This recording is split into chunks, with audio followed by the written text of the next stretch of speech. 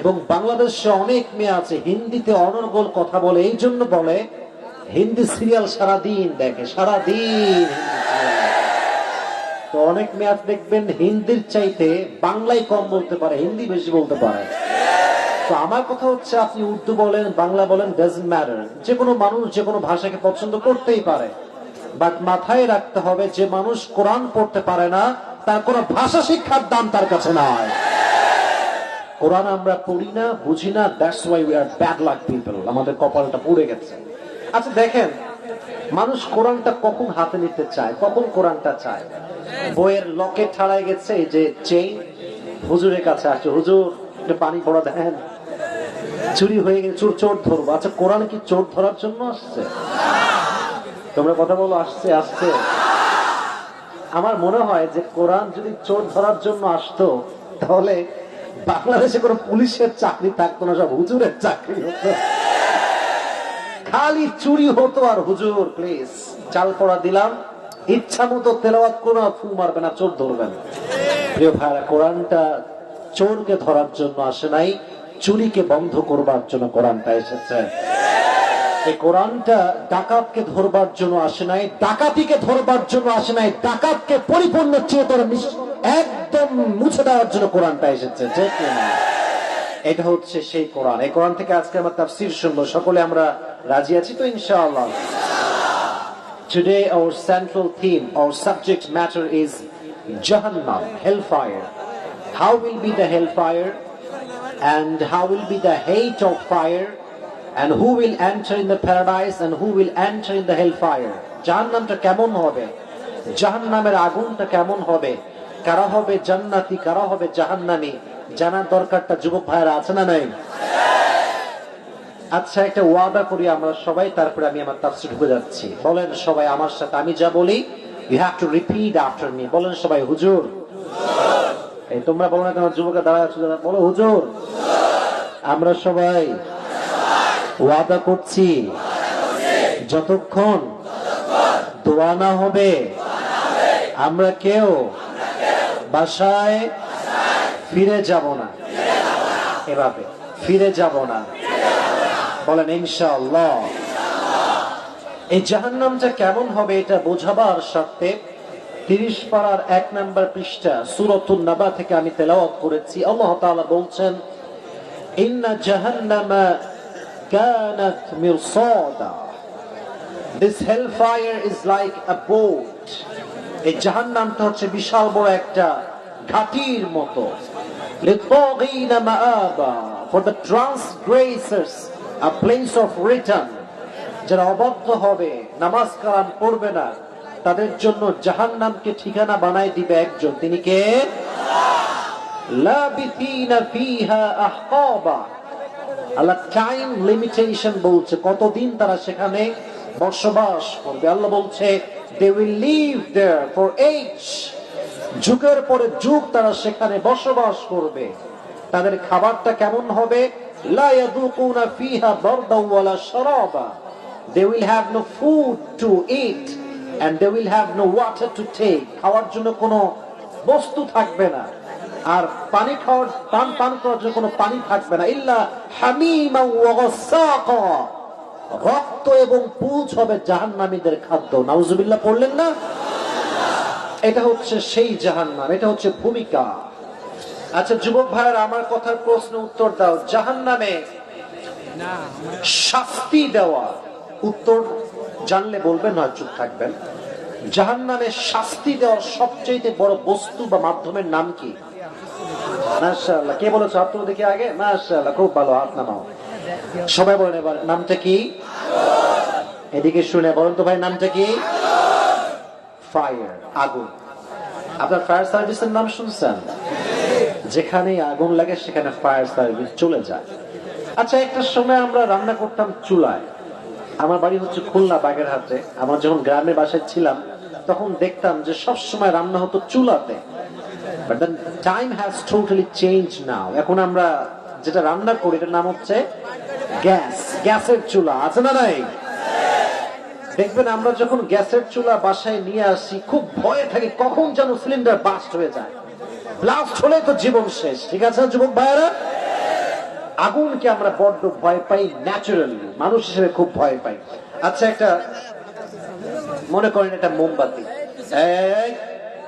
কতবার বলতে হয় প্লিজ, কথা বলবো না, এটা একটা মোমবাতি। যুবক ভাইরা বলে এটা কি? আমি জাহান্নামের আগুনটা খুব খুব হাদিস থেকে ঠান্ডা হয়ে বোঝাবার ট্রাই করছি। এইখানে আগুন জ্বলছে, এই যে মোমবাতির আগা আগুন জ্বলছে, আমি বললাম এই যুবক, I will give you just 1 crore টাকা, তোমাকে আমি 1 কোটি টাকা দিব। কি কাজ হুজুর? তুমি just you have to put your hand in the fire just for 5 minutes, তুমি তোমার হাতটা এই আগুনে জাস্ট 5 মিনিট এমনি রাখবা। Will you agree with this? No. আপনি বলবেন হুজুর 1 কোটি টাকা লাগবে না, ওই 1 কোটির চাইতে আমার একটা আঙ্গুলের দাম বেশি।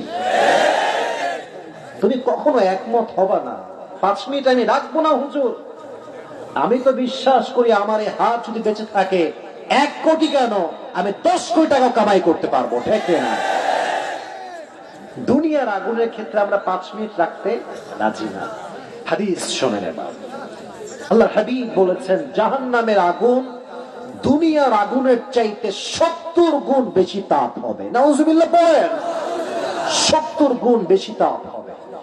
আর এক হাদিসে এসেছে জাহান্নামের আগুনকে আল্লাহ তাআলা 1000 বছর জ্বালিয়েছেন জ্বালিয়েছেন জ্বালিয়েছেন, ফলে তা লাল হয়ে গিয়েছে।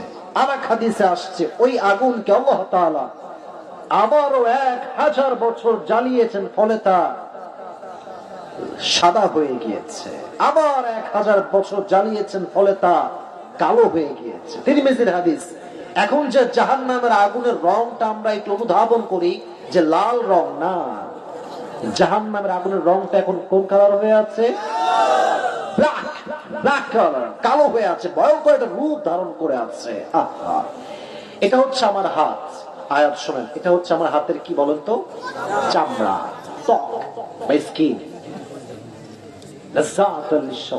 যখনই কোন যুবকের হাতে, নারীর হাতে জাহান্নামের আগুনের একটু স্পর্শ লাগবে, তার দেহের চামড়াগুলো খসে খসে পড়ে যাবে, একদম খসে পড়ে যাবে। লা তুবকি ওয়ালা তাদা, it will not leave them alive nor will it leave them dead, না মারবে না বাঁচাবে, আপনার অবস্থা খারাপ করে দিবে। আচ্ছা প্রশ্ন এখন হুজুর, এই যে আপনি বলছেন যে জাহান্নামের আগুন লাগলেই চামড়া খসে পড়ে যাবে, চামড়া খসে গেলে আবার শাস্তি কেমন করে হবে? এই প্রশ্ন নাস্তিকদের মাঝে আছে না নাই?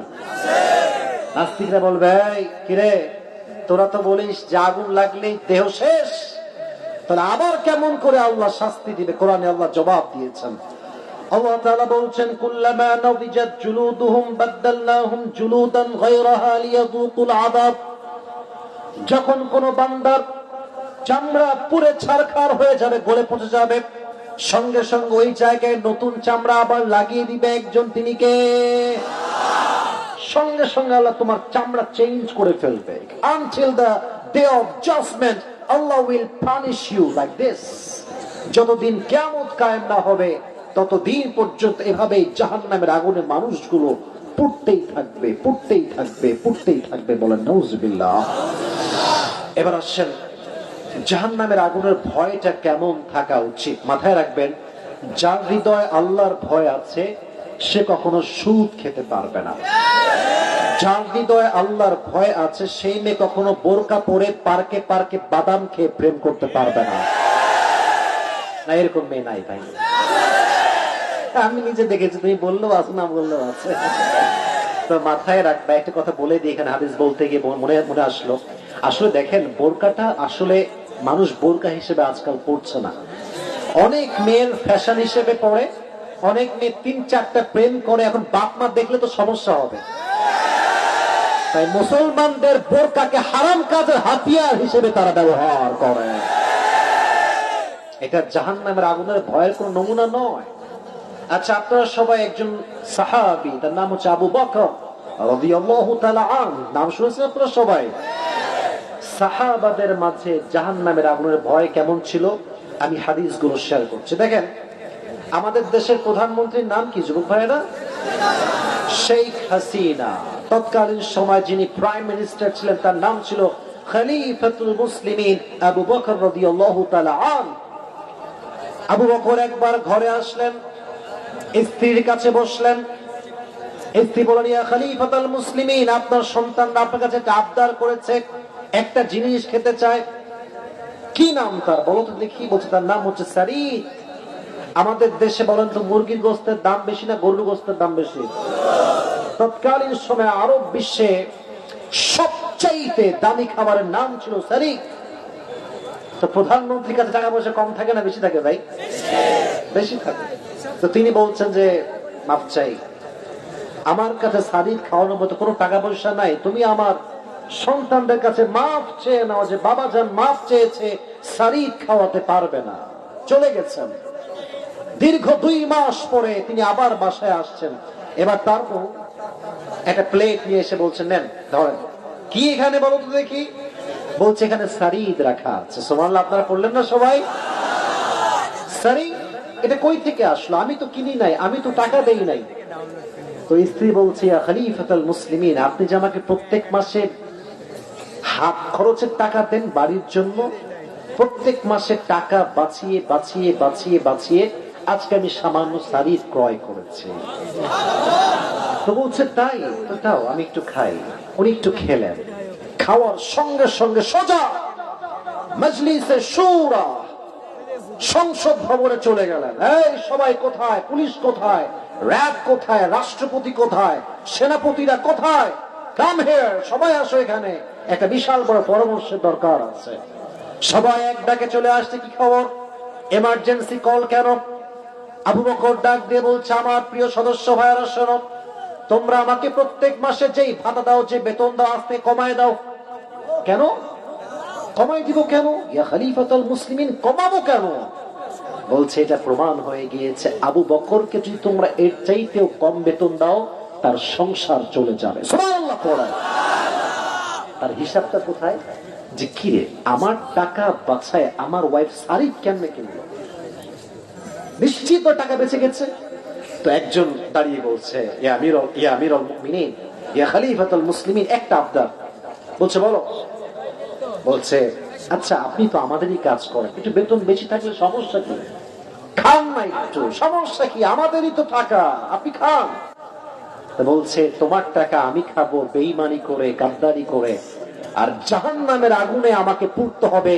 আমি সব সহ্য করতে প্রস্তুত, জাহান্নামের আগুন সহ্য করতে আমি প্রস্তুত না। সুবহানাল্লাহ পড়ায়। আগুনের ভয় কাকে বলে? কাকে ভয় বলে?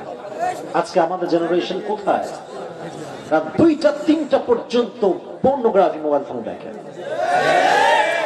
আপনি ফজর নামাজে মসজিদে যাবেন, দেখবেন এলাকার ইমাম সাহেব, মুয়াজ্জিন সাহেব আর হাতে গোনা কয়েকজন মুরব্বী আব্বা যান, যাদের এক পা অলরেডি কবরে চলে গেছে, তারা মসজিদে আসে। বেশিরভাগ যুবক ফজরের নামাজটা পড়তে চায় না। জাহান্নামের আগুনের ভয় কোথায়? আচ্ছা বলেন তো, আপনারা সবাই ওমরে ফারুক রাদিয়াল্লাহু তাআলা আনহুর নাম শুনেছেন সবাই? আচ্ছা, জুমার সময় আমরা মেম্বারে দাঁড়িয়ে কি দেই? খুতবা। তোমরা বলো যুবকরা, কি দেই? খুতবা। খুতবা দিচ্ছেন মানে জাহান্নামের আগুনের ভয় কাকে বলে? আমার কথার ধাপ বুঝবেন, পয়েন্ট বুঝবেন। দাঁড়িয়েছেন খুতবা দেওয়ার জন্য।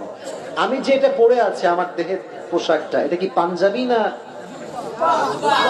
এইদিকে কয়, এদিকে কয় না। ভয়টাই পাচ্ছেন নাকি আপনারা ভাই? আচ্ছা বলেন তো, বাংলাদেশে আমরা যে পাঞ্জাবি পরি, যে ভাই পাঞ্জাবি পরে আছে, পাঞ্জাবি কি লং হয় না শর্ট হয়? শর্ট। আর জুব্বা যেটা আমরা পরি, এটা কি হয়? লং। পাঞ্জাবি দেখবেন হচ্ছে আপনার এই যে হাঁটুর একটু নিচে আসে, আবার কেউ হাঁটু বরাবর পরে। আর জুব্বা যেটা হয় দেখবেন একদম টাকনু বরাবর আসে। ঠিক আছে না যুবক ভাইরা? ওমর ফারুক একটা জুব্বা পরেছেন, একটু লম্বা, ইটস টু লং। একজন বলছে খুতবার মাঝে, এই ওমর, ওমর কি খবর, এত জুব্বা লম্বা কেন? রাষ্ট্রটাকে মেরে খেয়েছো নাকি? নাউজুবিল্লাহ বললেন না? এই কথা যদি আমাদের দেশের কোন দায়িত্বম্যান মানুষকে বলে কেউ, ওর চামড়া তারপর দিন খুঁজে পাওয়া যাবে না। ওমর ফারুক তো সাধারণ মানুষ নয়, হি ওয়াজ আ প্রাইম মিনিস্টার, খলিফাতুল মুসলিমিন। চুপচাপ আছে, কোনো জবাব নেই। তার সন্তানের নাম হচ্ছে আব্দুল্লাহ ইবনে ওমর। সে দাঁড়িয়ে গিয়েছে, বলছে এই ভাই শোনো, জবাবটা আমি দিচ্ছি, আমার থেকে শুনে নাও। আমার আব্বাজান খলিফাতুল মুসলিমিন ওমর ফারুক রাদিয়াল্লাহু তাআলা আনহু এই মক্কার জমিনে, মদিনার জমিনে সবচেয়ে লম্বা পুরুষ যিনি, তার নাম হচ্ছে ওমর ফারুক। সুবহানাল্লাহ পড়েন। তো রাষ্ট্রের পক্ষ থেকে কোন কথা বলবেন না, রাষ্ট্রের পক্ষ থেকে প্রত্যেক বছর 2টা জুব্বা আসে। কয়টা জুব্বা যুবক ভাইয়েরা? On for me and another for my father. একটা আমার জন্য, অন্যটা বাবার জন্য। তো এবার যে জুব্বাটা এসেছে এটা একটু শর্ট হয়ে গিয়েছে। আচ্ছা, একজন প্রাইম মিনিস্টার যদি জুব্বাকে পাঞ্জাবির মতো করে পড়ে, এটা কি মানায়? কথা বলেন না কেন? মানায়? মানায় না। হ্যান্ডসাম মানুষ হ্যান্ডসাম হয়ে চললেই মানায়। তো এখন কি করা যায়? জুব্বা হয়ে গেছে শর্ট।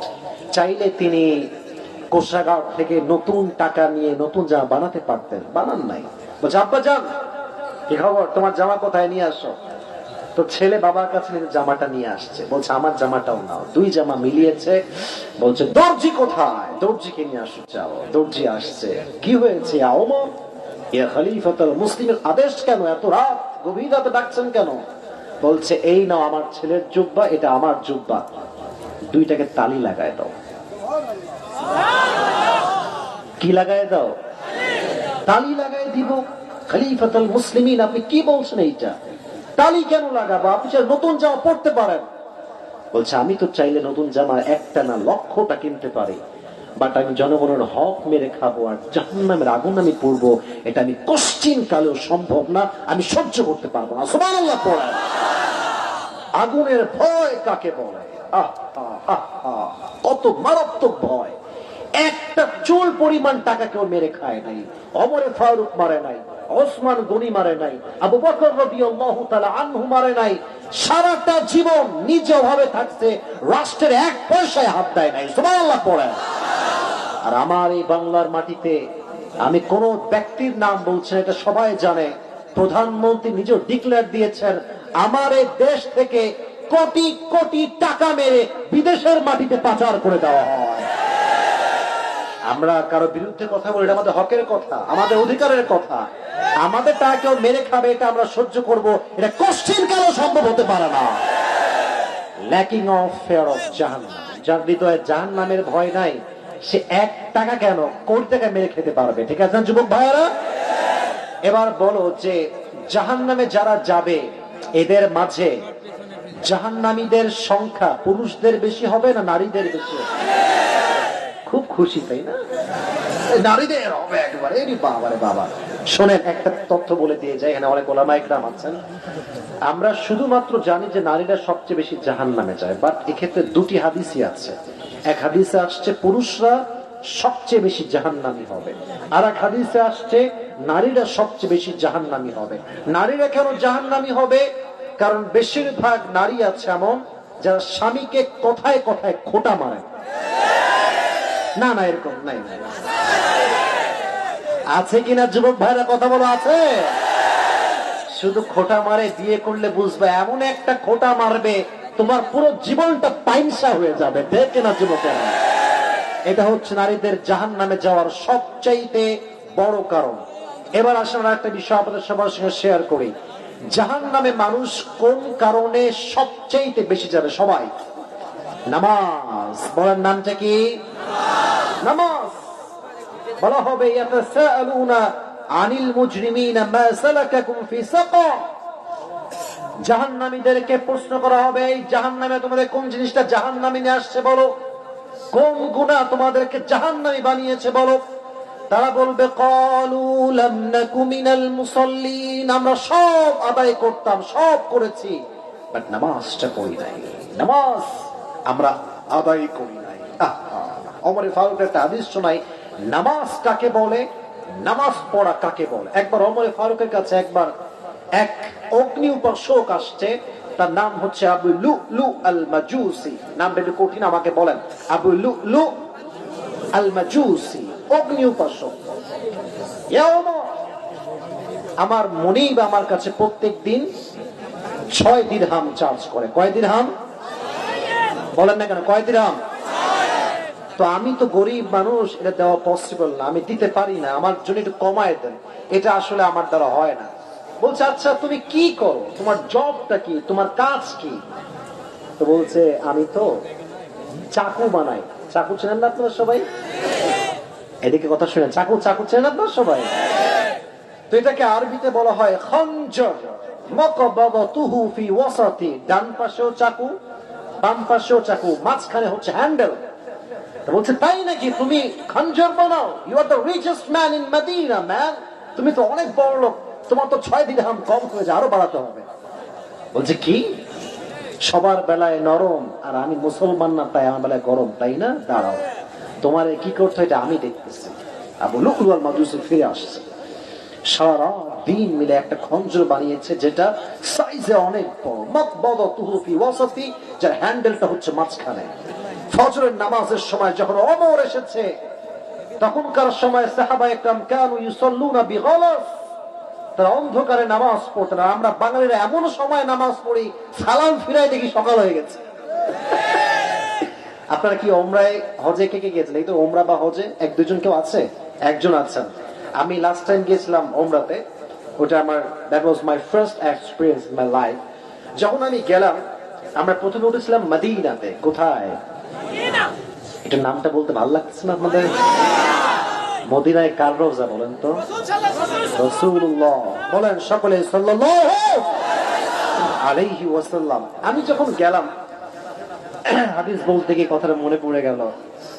আমি যখন বিমানে যাচ্ছিলাম ভাবছিলাম যে আহা, কোন স্বপ্ন পূরণ হচ্ছে, কোথায় যাচ্ছি, আল্লাহ কোথায় নিয়ে গেল আমাকে।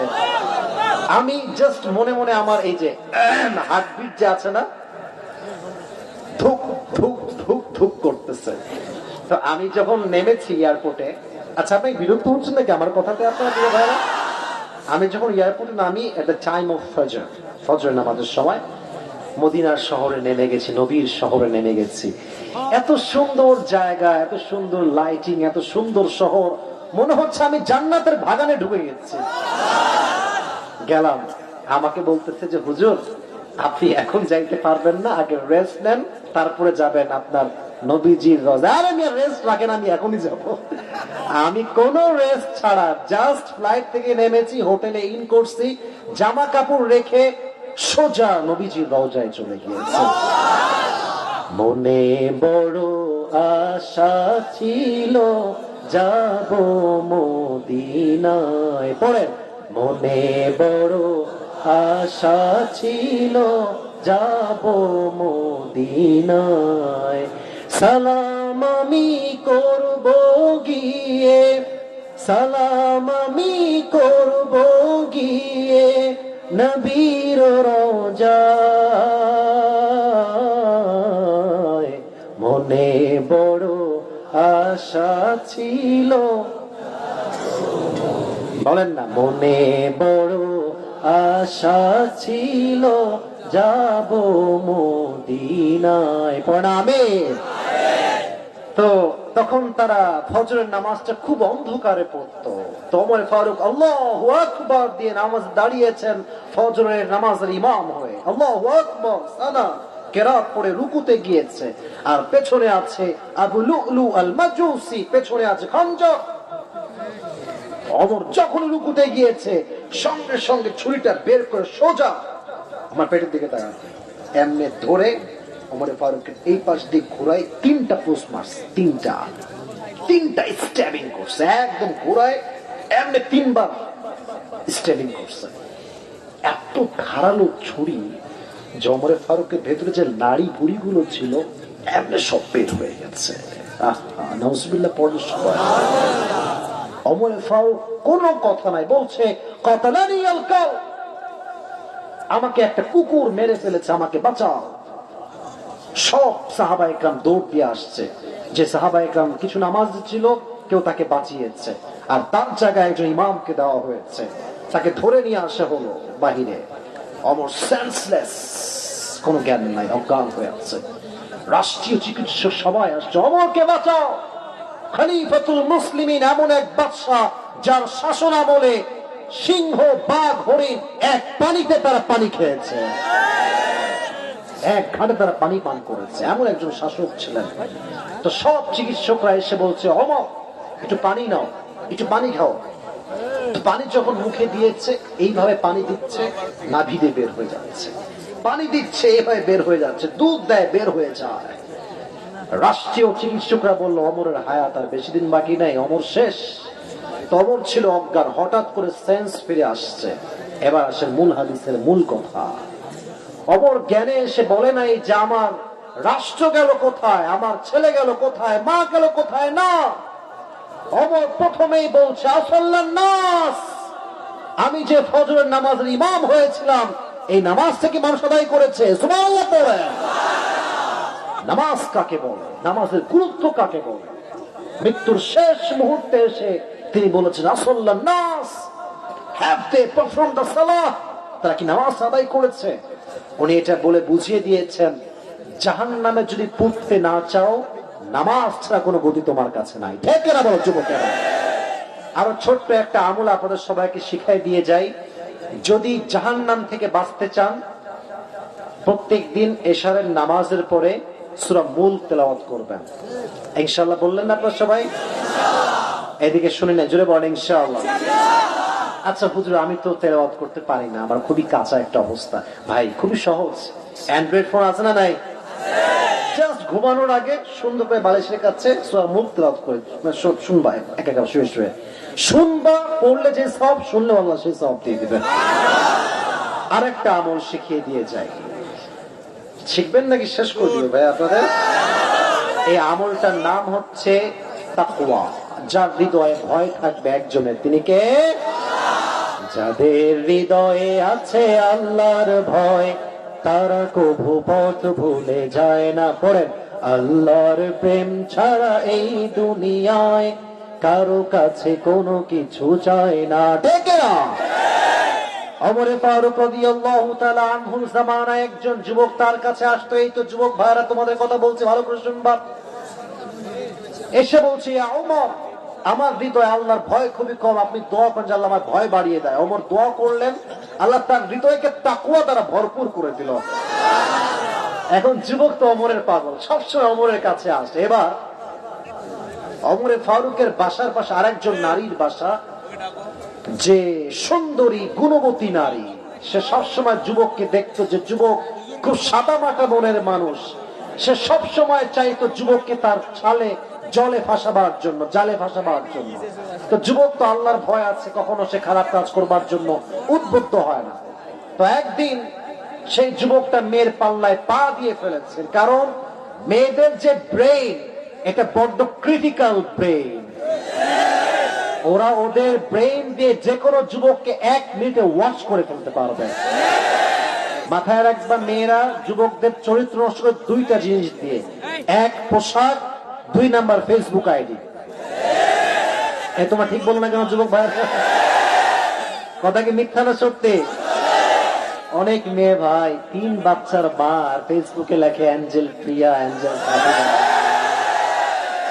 यार हम जाए तो जहां जाए कहां और बोले तो बोले क्या। কি বলবো, 3 বাচ্চার মা লেখে বাবার রাজকন্যা। লে আমি ভাবি যে কি রে, এটা কি কথা, এটা কোনো কথা হইল? আর যুবকরা মনে করে ইয়ার ইয়ে তো কনফার্ম জান্নাতি। জায়গা মতো একটা পেয়ে গেছি মাল, আমাকে এটা পটাইতে হবে। আরে পাগলা, ওটা মেয়ের তোর মায়ের বয়স, এটা পাগলা। আল্লাহ এই সমস্ত মেয়েগুলোকে হেদায়াত দান করে পড়া। আমেন। তো এই হাদিসটা খুব মনোযোগ দিয়ে শুনবেন, তারপর আরেকটা হাদিস বলে আবার দোয়া করবো। তো ওমরে ফারুকের যুবক ওই মেয়ের পাল্লায় পড়ে গিয়েছে। রাত গভীর যখন হয়েছে, সেই যুবকটা মেয়ের বিশৃঙ্খলা করছে, কথা বসো কোথাও। আচ্ছা আচ্ছা যাও যাও যাও যাও যাও যাও, ওর অবস্থা খুবই খারাপ, বুঝে গেছে, যাও। আচ্ছা শোনেন, 1-2 জনের 1 নাম্বার 2 নাম্বার লাগতে পারে, বাট একটা ইতিহাস হয়ে গেল আজকে যে আমি প্রায় 1 ঘন্টা হয়েছে উঠেছি, কোন যুবক কিন্তু উঠে যায় না। ঠিক না? এটা দেখে আমি বুঝলাম যে দৌলতপুরের মানুষ কোরআনকে কলিজার ভেতর থেকে এরা ভালোবাসে। ওই যুবক যখন ওই মেয়ের কাছে যাবে, ঘরে যখন পা রাখবে, এইভাবে চৌখাটে পা রাখবে, তখনই একটা আয়াত স্মরণ আসে, কোরআনের আয়াত, ইন্নাল্লাযীনা ইত্তাকাউ ইযা মাসসাহুম তাঈফুম মিনাশ শাইতান তাযাক্কারু ফাইদা হুম মুবসিরুন।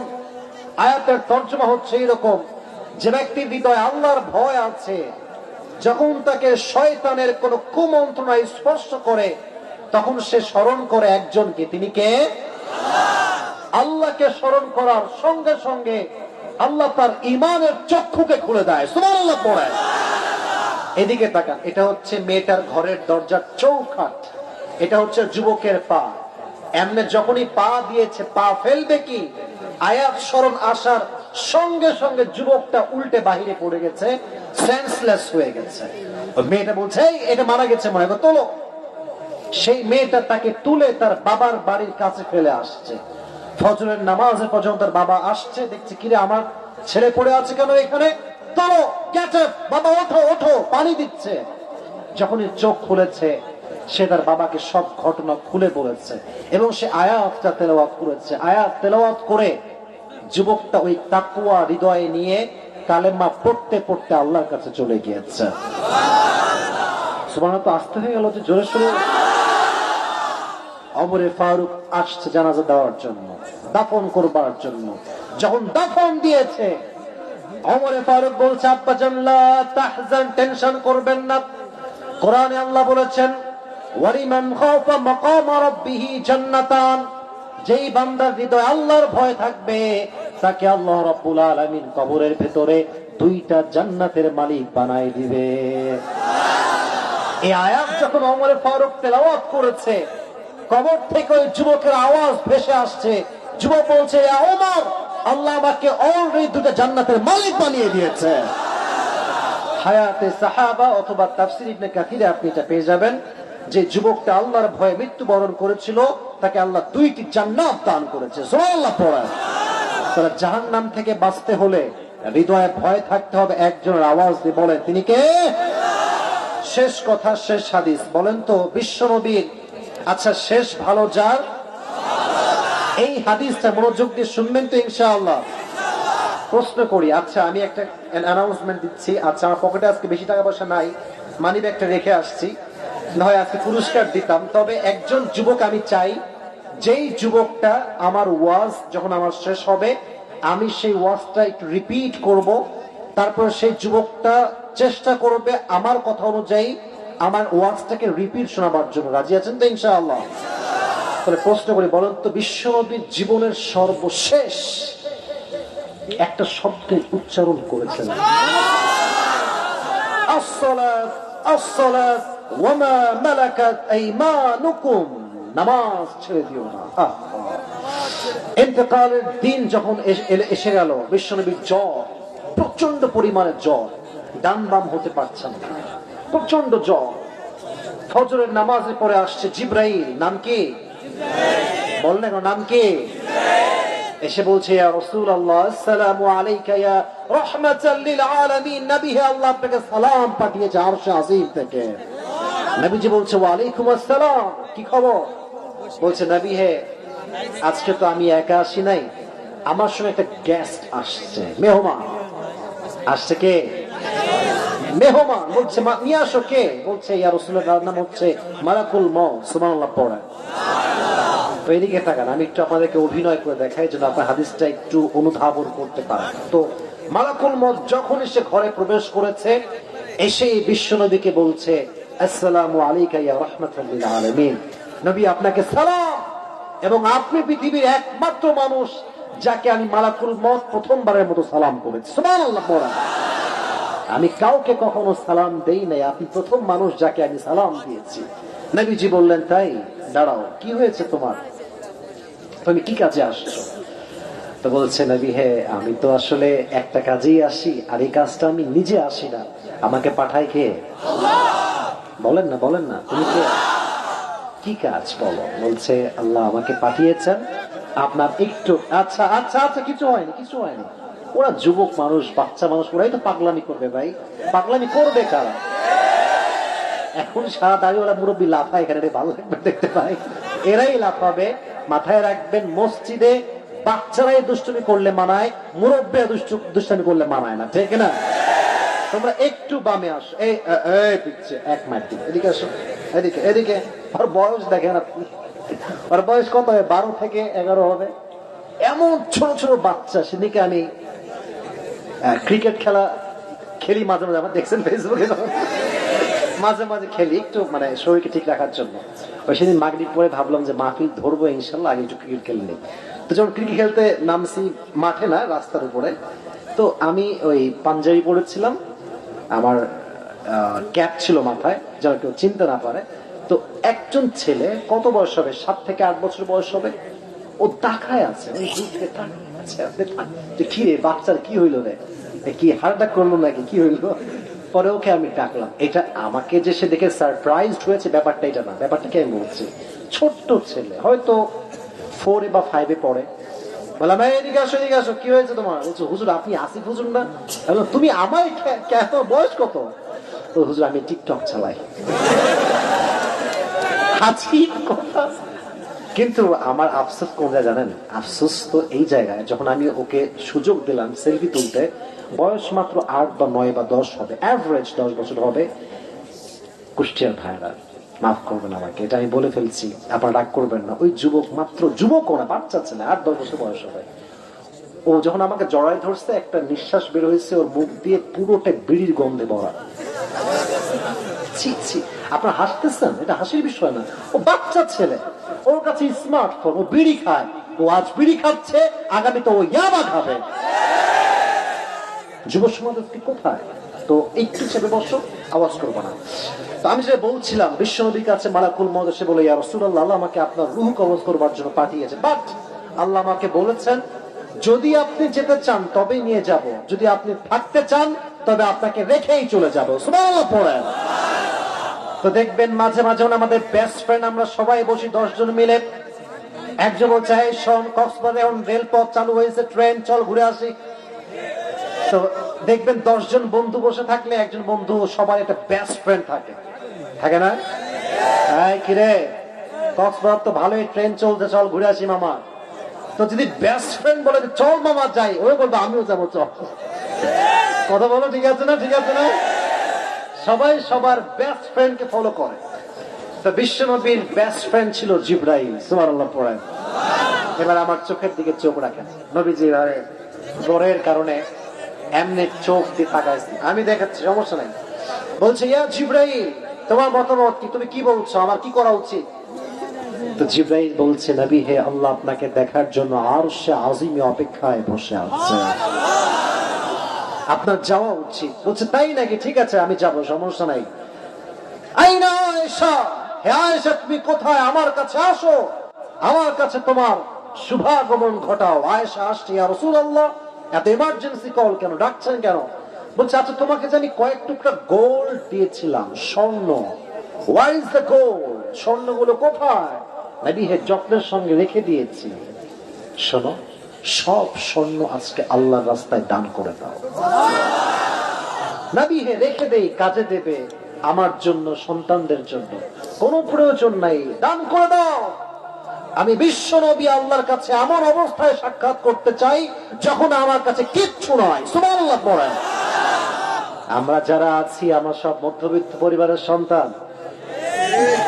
মাথায় রাখবেন, মাহফিল কিন্তু গুলশানে হয় না, ঢাকার মিরপুরে হয় না, মাহফিল কিন্তু ঢাকার উত্তরায় হয় না। যত তাফসীর মাহফিল মধ্যবিত্ত পরিবারের সন্তানরা আমরা করি, আর যত অডিয়েন্স আছে সবগুলো মধ্যবিত্ত পরিবারের সন্তানেরা। হাদিস শুনেন, বিশ্বনবী বলেছেন জান্নাতে বড়লোকদের চাইতে গরিবরা 500 বছর আগে জান্নাতে প্রবেশ করে। তো অনেকে আবদার করে, হুজুর বড়লোক বানান, আল্লাহ বানায় দিক, দোয়া করেন আরো বড়লোক হব। বড়লোক হন, আপত্তি নাই, যে আল্লাহর হতে পারে নাই তার বড়লোক হওয়ার কোনো দাম নাই। তারিক জামিল একটা কথা বারবার বলেন, जिसे सब कुछ मिला लेकिन अल्लाह ना मिला उसे कुछ भी ना मिला, और जिसे अल्लाह मिला कुछ भी ना मिला उसे सब कुछ मिल गया। सुबहानाल्लाह। যে দুনিয়া পেলো আল্লাহকে পেলো না, সে কিছুই পায় না, আর যে কিছুই পায়নি আল্লাহকে পেয়েছে, সে সবকিছু পেয়েছে। ঠিক কিনা বলেন? তো নবীজি বলছেন দান করে দাও। তো যখন বললো ঠিক আছে আমি দান করে দিচ্ছি, কোনো সমস্যা না, আপনি যান, আপনি রেস্ট করেন। নবীজি শুয়ে আছে। যখনই মালাকুল মউত রূহকে কবজ করবার জন্য আসবেন, তখনই বিশ্বনবী বলছেন আসসালাত আসসালাত আসসালাত ওয়া মা মালাকাত আইমানুকুম। উম্মতেরা যাই করো আর তাই করো, জাহান্নামের আগুন থেকে বাঁচতে চাইলে নামাজ ছাড়া কোনো গতি তোমাদের নাই। সুবহানাল্লাহ পড়েন। তবে বিশ্বনবীর the last word that he has pronounced is as-salat repeatedly he has pronounced as-salah, as-salah, as-salah, wa ma malakat aymanukum. এই যুবকদের জন্য আমার মেসেজ, আজ থেকে ফজরের নামাজটা আমরা জামাতের সঙ্গে পড়বো। রাজি আছো তো ইনশাআল্লাহ? এমনি দুটো হাত তুলেন সবাই, দুটো হাত তুলে বলেন ইনশাআল্লাহ। এবার হাত রাখেন, একটা উপরে হাত রাখেন, উপরে হাত রাখেন, উপরে হাত রাখেন, তাকবীর দেন আমার সাথে, বলেন লিল্লাহি তাকবীর। আল কোরআনের আলো, আল হাদিসের আলো, কোরআন হাদিস যেখানে, আলেম ওলামা যেখানে, হাত নামান। এবার আমি আমার যে ওয়াজটা এতক্ষণ করলাম সারাংশ বলবো। একজন যুবক আমি চাই, মেধাবী যুবক, যে যুবকটা প্রত্যেকটা জবাব দিয়ে দিবা। রাজি আছো তো ইনশাআল্লাহ? এবার আমি বলছি, খুব মনোযোগ, এদিকে ক্যামেরাম্যান যারা, ক্যামেরা বন্ধ করে এবার আমার কথা শোনো। আর সারা জীবন ফেসবুকে দেখলি বাপ, তুই কি আজকে মোবাইলে আমাদের দেখবি? What is this? আজকে ক্যামেরা ঘোরায়, আজকে আমাকে সরাসরি দেখাতেন, ঠিক কেনার জন্য কেন? আজকে আমাদের আলোচনার মূল বিষয়বস্তু ছিল কি? শুনি নাই, জোরে, আরো জোরে মাথায় রাখবেন। জাহান্নাম। এই দুজন কয়ে যায়, ওই সাদা জুব্বা লাল গেঞ্জি, আচ্ছা আচ্ছা এদিকে তাকান। আচ্ছা, আলোচনার মূল বিষয়বস্তু ছিল কি প্রিয় ভাইরা? জাহান্নাম। আমি বলেছিলাম জাহান্নামটা হচ্ছে একটা ঘাটির মতো। কিসের মতো? ঘাটির মতো। সব বলবো না, সারাংশ বলছি। বলেছিলাম যে জাহান্নামের শাস্তির একটা বড় মাধ্যম আছে, নামটা বলেন, এটার নাম কি? কয়েকটা আয়াত বলেছি, সব বলবো না, জাস্ট সারাংশ বলছি। এক হাদিসে আসছে জাহান্নামের আগুনকে আল্লাহ 1000 বছর জ্বালিয়েছেন, ফলে তা লাল হয়েছে। আবার 1000 বছর জ্বালিয়েছেন, সাদা হয়ে গিয়েছে। আর 1000 বছর জ্বালিয়েছেন। আচ্ছা, এবার একটা আয়াত বলেছিলাম যে জাহান্নামের আগুন যখনই কারো দেহে স্পর্শ করবে খসে পড়ে যাবে। এখন নাস্তিকরা যে প্রশ্ন করবে, যদি জাহান্নামের আগুনের চামড়া পুড়েই যায় তাহলে আবার শাস্তি কেমন করে হবে? নতুন চামড়া দিবে। নাউদিজাত জুলুদুহুম বাদদালনাহুম জুলুদান গায়রাহা লিয়াদুকুল আযাব। Wherever your skin will be burned by the fire of hell, Allah will change your skin again and again so that He can punish you more until the day of judgment. যতবার চামড়া নষ্ট হবে ততবার নতুন চামড়া লাগাই দিবে কে? এটা ছিল জাহান্নামের আগুনের কথা এবং জাহান্নামের আগুনের ক্ষেত্রে একটা আয়াত, একটা হাদিস, একটু মাথা রাখলেই হবে। আচ্ছা, আমি বলেছিলাম জাহান্নামের আগুনের ভয় সাহাবা ইকরামদের মাঝে কেমন ছিল, এটা আমার 3rd চ্যাপ্টার ছিল। সেক্ষেত্রে আমি মাত্র 2টি হাদিস বলেছিলাম। 1 নম্বর হাদিস হচ্ছে আবু বকরের কাছে তার সন্তানরা কি খেতে চেয়েছিল? একজন বলেছে, বাদ বাকি বলে না, বলেন না, কি নাম, কি নাম? সারি। তিনি কি খাওয়াইছিলেন? তার বউ খাওয়াইছিল। পরে গিয়ে তিনি বেতন কি বাড়াইছেন না কমাইছেন? তিনি বাড়াতে চাইলে বাড়াতে পারতেন, বাট তিনি জাহান্নামের আগুনের ভয়ে বাড়ান নাই। সুবহানাল্লাহ পড়েন। আরেকটা হাদিস বলেছিলাম, ওমর ফারুক এবার জুব্বা পরেছিল, জুব্বাটা it was not short, it was long. তো বললো, ওমর তুমি কি রাষ্ট্রের টাকা মেরে খেয়েছো? তার সন্তান কি বলেছিল? 2টা জামা আমরা পাই, আব্বার জামা আমার জামা, 2টা তালি দেওয়া হয়েছে, তাই এটা লম্বা হয়েছে। নতুন জামা কেন কিনেন নাই? জাহান্নামের আগুনের ভয়। সুবহানাল্লাহ পড়েন। তাহলে আবু বকর এবং ওমর রাষ্ট্রের টাকা মেরে খান নাই, and the reason was just fear of জাহান্নাম। জাহান্নামের আগুনের ভয় আছে যেখানে, সেখানে কোনো সুদ, ঘুষ, ডাকাতি, রাহাজানি, ধর্ষণ থাকতে পারে না, পেতে না। জাহান্নামের আগুনের ভয় কেটে 2টা হাদিস। এবার বলেছিলাম 4 নম্বরে এসে যে জাহান্নামের সবচাইতে বেশি কারা যাবে। এখানে আমি একটা তথ্য শেয়ার করেছিলাম। এক হাদিসে আসছে নারীরা যাবে বেশি জাহান্নামে, আর এক হাদিসে আসছে পুরুষরাও যাবে বেশি জাহান্নামে। অতএব এক পাক্ষিক একদম মেয়েরাই সব জাহান্নামী, সব জাহান্নামে যায়, এটা বলা যাবে? বলেছিলাম জাহান্নাম থেকে বাঁচতে 2টি কাজ করতে হবে। 1, টাইমলি সালাত, যখন নামাজের সময় হবে নামাজ পড়বো তো ইনশাআল্লাহ। 2 নাম্বার বলেছিলাম যার হৃদয়ে ভয় থাকবে একজনের, তিনি কে? ওমর ফারুকের জামানায় যে যুবকটা আল্লাহর ভয় নিয়ে মারা গিয়েছিল, তাকে আল্লাহ কয়টি জান্নাত দান করেছে। আর নামাজের ক্ষেত্রে 2টি হাদিস বলেছি।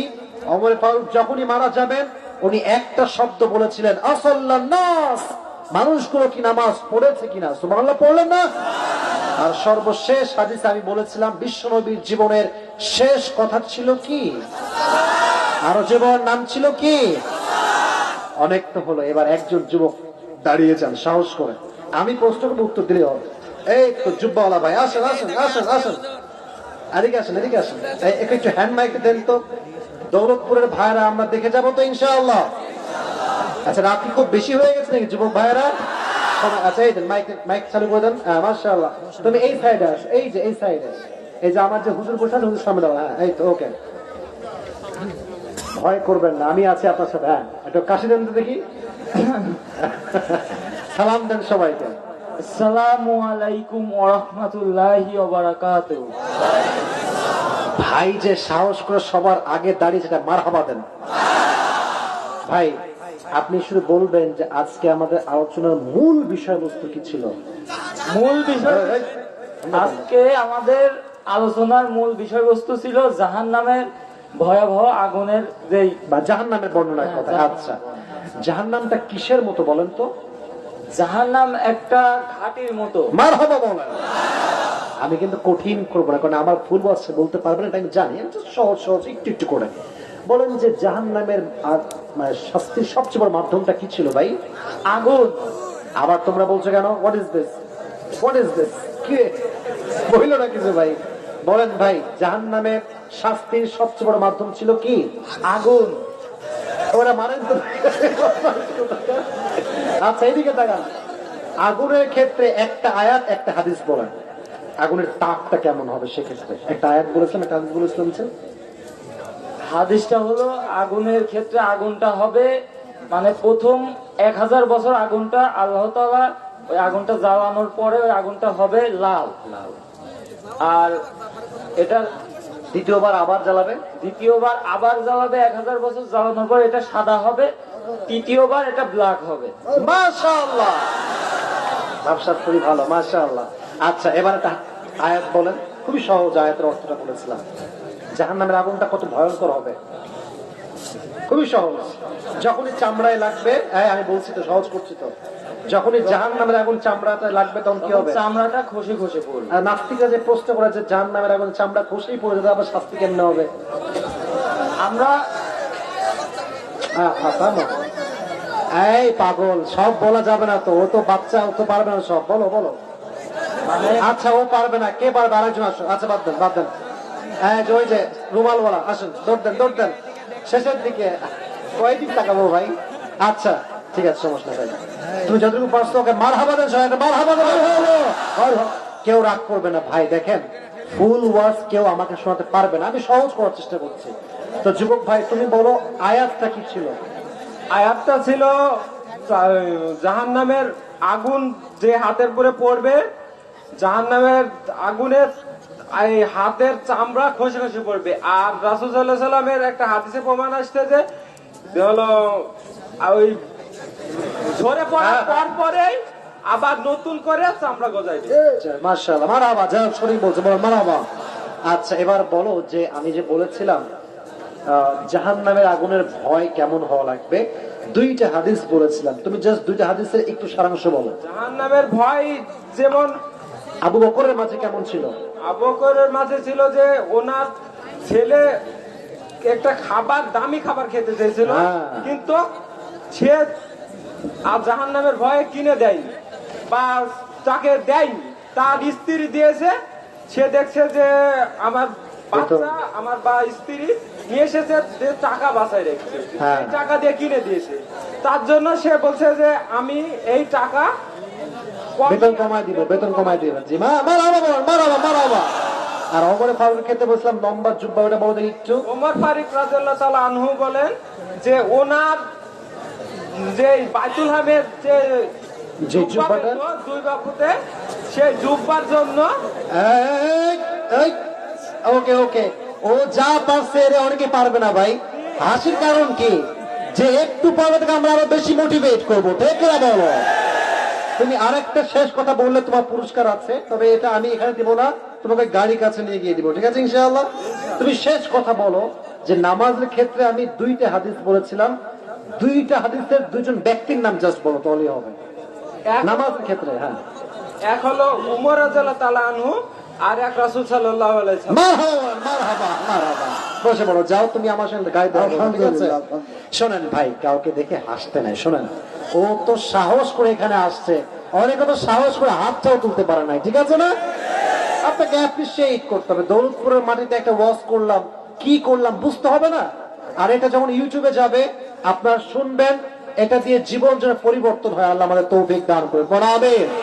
এবং স্যার এখানে আছে, স্যারের কাছে আমার একটা রিকোয়েস্ট থাকবে, যেহেতু যুব সমাজ আপনাকে ফলো করে, এদেরকে আপনি শক্তি যোগাবেন, মোটিভেট করবেন। যদি আগামীতে আজহারি বাংলাদেশে আসে, দৌলতপুরে আসতে, এই মাহফিলে আসতে হবে ইনশাআল্লাহ। আল্লাহ যেন আমাদের কমিটিকে তৌফিক দান করে। পড়া আমিন। তো যেহেতু আমরা শেষ পর্যন্ত বসেছি, সবাইকে আমি ধন্যবাদ জানাচ্ছি এবং আমি সবার কাছে একটা আবদার রাখবো, আমি যখন দোয়া করব, এই যে আবার এখন বসেন বসেন, আমি দোয়া করার সময় সেলফি তোলার জন্য কেউ কোনো প্রকার মারামারি করবেন না, রাজি আছেন তো ইনশাআল্লাহ? আমি যখন দোয়া করে ফিরে যাব, তখন চাইলে আপনি হাত মুসাফা করতে পারেন। আচ্ছা, এই কিছু প্রশ্ন আসছে, এগুলো কি পড়া যাবে? আচ্ছা, প্রশ্ন যদি অনুমতি দেন তাহলে পড়বো, না হয় এখন দোয়া হয়ে যাবে। না না, দোয়া করবো, কারণ দুই একজন লোক করতেছে, আমি এটা পছন্দ করি না একদম। না না না, থাকবেন তো ইনশাআল্লাহ? কেউ গেলে কিন্তু আমি দোয়া করবো। অতএব তাকবীর দেন, লিল্লাহি তাকবীর। আচ্ছা, একটা প্রশ্ন আসছে, আমি নবম শ্রেণীর একটা ছাত্র। আচ্ছা, তুমি একজন ছাত্র, খুব ভালো। আমি আমার ক্লাসের একটা মেয়ে, খেয়ে রে এদিকে আয় তুই। আমি আমার ক্লাসে একটা মেয়ে খুব ভালোবাসি, সে আমার সাথে 2 বছর কথা বলে, আমাকে ভালোবাসে। তার জন্য আমি একটা ভালো সুনাম পাইছি, স্কুলে ভালো ছাত্র হতে পারছি। আমি এখন তাকে পেতেও পারবো না, আবার হারাতেও চাই না। আমার এমন সময় কি প্রতিষ্ঠিত হওয়া অবধি তার জন্য অপেক্ষা করা উচিত? সে কথা দিয়েছে, অপেক্ষা করবে। সে খুব দিনদার মেয়ে, আমি তাকে হারাতে চাই না। তো লাস্ট লেগেছে, please give me an advice please. ওরে বাবারে বাবা, এত আবদার তোমার রে ভাই। শোনো, একটা কথা মাথায় রাখবা, সবাই কিন্তু সবার জন্য অপেক্ষা করে না ভাই। এত কিছু দিয়েন না, আমি আচ্ছা আচ্ছা বাবা, আচ্ছা মারা বলো সবাই আপনারা। আচ্ছা, তো যুবককে আমি এতটুকু বলবো, ভাই এখন দিনদার, অমুকে তমুকে, সেই সব স্লোগান বাদ দাও। বিয়ের আগে যে প্রেম করবে সে দিনদার হতে পারে না, দিনদার হওয়া সম্ভব না। তো আমার কথা হচ্ছে, তুমি যে মেয়েটাকে পছন্দ করো, ওর বয়সও খুবই কম, তোমার বয়সও খুবই কম। আর এখন কিন্তু আবেগ কাজ করবে বেশি, বিবেক কাজ করবে কম। ওই এক মেয়ে, ওই যে তার শ্বশুরকে মেরে ফেলছিল কক্সবাজার চট্টগ্রাম ওইদিকে, মারলা কেন? বলছে আমি কি বলেছি আমি দোষী না? আমি বলেছি আমি। তো বলছে কেন করলা? বলছে আমার আবেগ কাজ করছে, বিবেক কাজ করে নাই। তো যুবক মাথায় রাখবে, এখন আবেগ দিয়ে না, বিবেক দিয়ে তোমাকে কাজ করতে হবে। তো তোমার বয়স বেশির চেয়ে বেশি হয়তো 14 হবে অথবা 13 হবে। তো তোমার এখনো ম্যাচুরিটি আসে নাই। বিয়ের জন্য ম্যাচুরিটি জরুরি, কিছুটা স্বাবলম্বী হওয়া জরুরি, এবং তুমি যে তোমার বউকে খাওয়াবা, প্রাথমিক পর্যায়ের একটা অর্থ তোমাকে থাকা দরকার আছে না নাই? তো তুমি সেই মেয়েকে বলে দিবা যে তুমি একটু বড় হও, আমি একটু বড় হই, তবে যেহেতু আমরা মুসলমান ঘরের সন্তান, অতএব যতদিন আমরা বড় না হচ্ছি, ভালো জায়গায় না যাচ্ছি, কোন প্রকার হারাম কোন কথা, হাত ধরাধরি, ঘোরাঘুরি, পার্কে যাওয়া, মেসেঞ্জার চ্যাটিং, হোয়াটসঅ্যাপ চ্যাটিং, এগুলো কিছু করা যাবে না, ঠিক আছে যুবক ভাইরা? আমি এদের জন্য দোয়া করি, আল্লাহ এদেরকে মিলাই দিক, পড়ে আমিন। আল্লাহ এদেরকে হারাম কাজ থেকে বাঁচায় দিক, সকলে পড়া আমিন। সকলে দুরূদ শরীফ পড়ে, আল্লাহুম্মা সাল্লি আলা মুহাম্মাদ ওয়া আলা আলি মুহাম্মাদ কামা সাল্লাইতা আলা ইব্রাহিম। পুরস্কার দেবে।